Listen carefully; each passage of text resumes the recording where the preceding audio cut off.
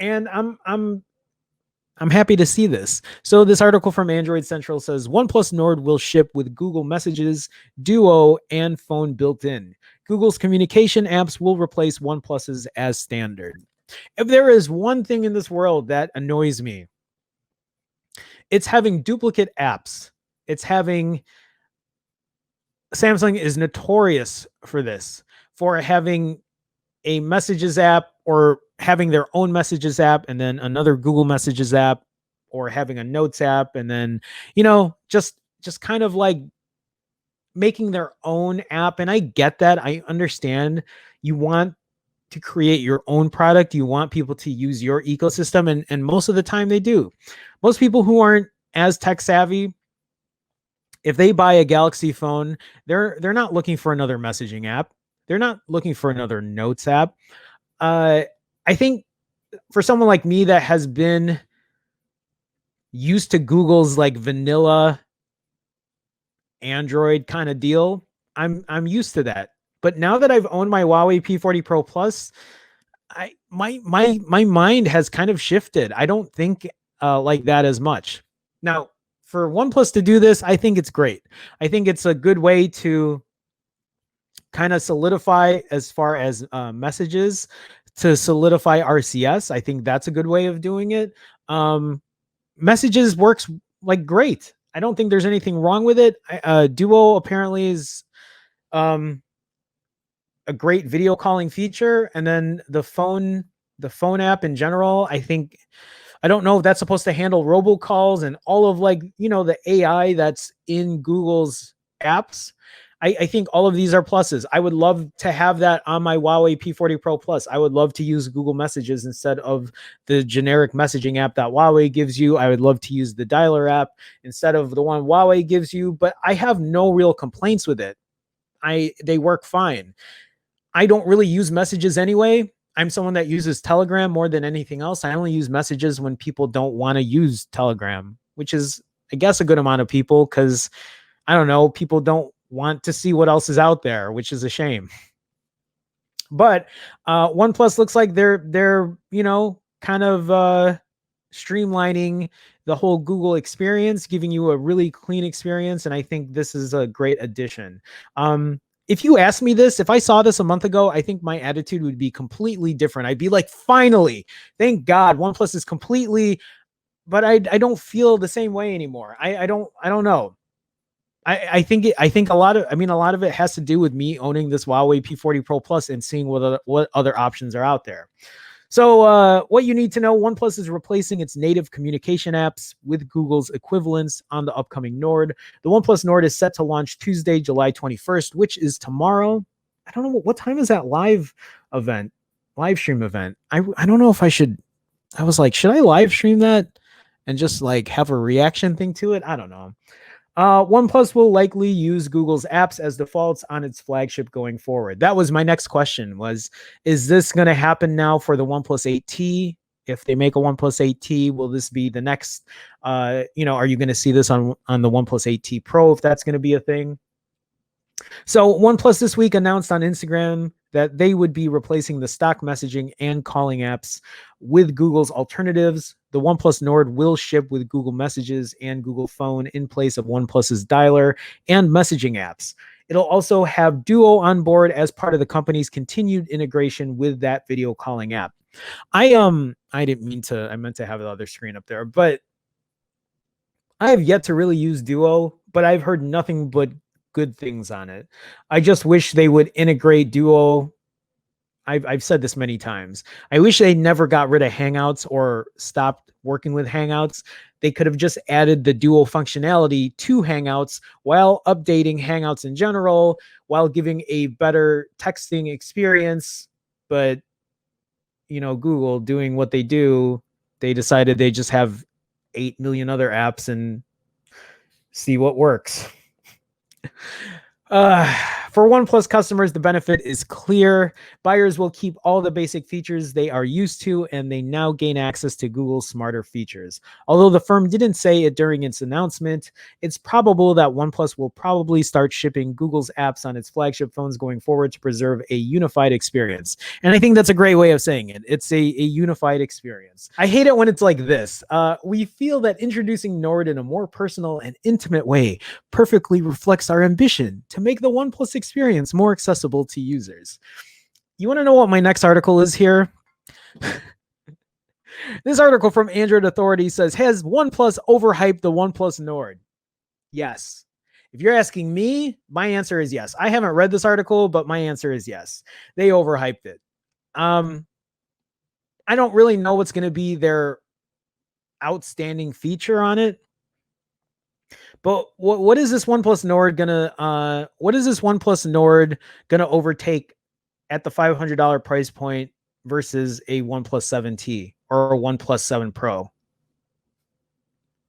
Can somebody tell me what is the major? Is it gonna have better cameras than those two? I think it'll probably be comparable. Is it gonna be faster? Probably not. I mean, this is running a 700 series chipset, so it has 5G. That's the saving grace on this phone, 5G at $500. I have 5G in my Huawei P40 Pro Plus, and it's still nothing special. I'm not getting crazy speeds. I'm getting better upload speeds, which is good. I'm glad, but is that enough to benefit losing performance? I don't know. I think this is a long article, and I don't know if I'm going to really go through this entire thing, but this is an opinion piece, obviously. If you're asking me, I think it's been overhyped, but we've known about the Nord since December 2019, when the first renders of a mid-range OnePlus phone were leaked. This should be cause for celebration, as it marks only the firm's second mid-range phone ever and the first since 2015's OnePlus X. Unfortunately, OnePlus's marketing strategy for the Nord could be setting itself and others up for disappointment. The Chinese brand has hyped up the phone to hell and back, to the point where I'm frankly sick of hearing about it with mere days until launch. I have to agree. I've gotten tired of all of the hype surrounding it, that they made a completely new Instagram handle, that they made a docu-series talking about it like it's some dramatic event happening. I get it, man. Marketing is marketing, and you got to do what you got to do, but I don't know. I don't know how to feel about it. I just think it's too much. So the list of stunts the OnePlus marketing team has pulled out ahead of the Nord's upcoming launch has been exhaustive and exhausting. Don't believe me? Here are just a few of the highlights to date. Okay, so kind of a private Instagram account with a rumor baiting handle, tagging leakers on said Instagram in cringeworthy meme posts, a four-episode documentary series on the phone's development, with the tone wildly shifting between scenes of office confrontations between tired-looking OnePlus staff and banal platitudes. That's a new word for me. My vocabulary isn't the best. 3 rounds of pre-orders before the phone. Oh my God, yes. Can we talk about that? 3 rounds of pre-orders before the phone has even been fully revealed, with some of these rounds limited to just 100 units each. The one thing I've complained about is this whole pre-ordering process. The reason I've never even owned a OnePlus One or the OnePlus 2, right? OnePlus 2 is because of the whole invite system. I didn't like that thing. I just, if you want to sell me a phone, sell me a phone. Don't let me jump through hoops to do it.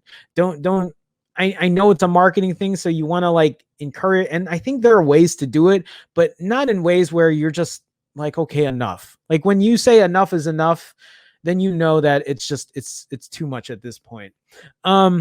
Boasts of having sold out of pre-orders, as if securing sales of 100 units of a hotly anticipated product is any kind of a surprise.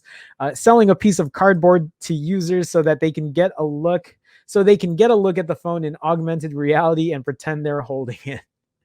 This isn't the first time OnePlus has unabashedly offered a drip feed of info to build hype. We don't see this kind of pre-launch behavior from the likes of Google and Samsung because they generally let their products do the talking instead of falling for cheap promotional tactics. Google might touch on a specific technology they're using before launch, like it did with Motion Sense for the Pixel 4 series. No, thank you. Or show off an official render after a major leak. But we never see them selling cardboard or trumpeting a hollow slogan ad nauseum before the big reveal. The approach has more in common with budget brands like Realme and Poco, if anything. The hype campaign for the Nord has been exhaustive and exhausting. I read that. Okay, we'll just finish this off. Even if the phone turns out to be great, which I hope it will be, but even if it is going to be great, I'm not going to see it here in the US because it's supposedly highly limited, meaning I'll probably never get my hands on it. The only person who's going to own it is OnePlus, is MKBHD. I'm assuming he's going to have one. I'm assuming other high-tech YouTubers are going to have it and nobody else will. Even if the phone turns out to be great, there may be some who were turned off by the crude, occasionally obnoxious marketing strategy. I'm one of those people. But even worse than that, all this talk of a, quote, new beginning is a potential recipe for disaster if the phone doesn't live up to expectations and turns out to be an average mid-tier smartphone.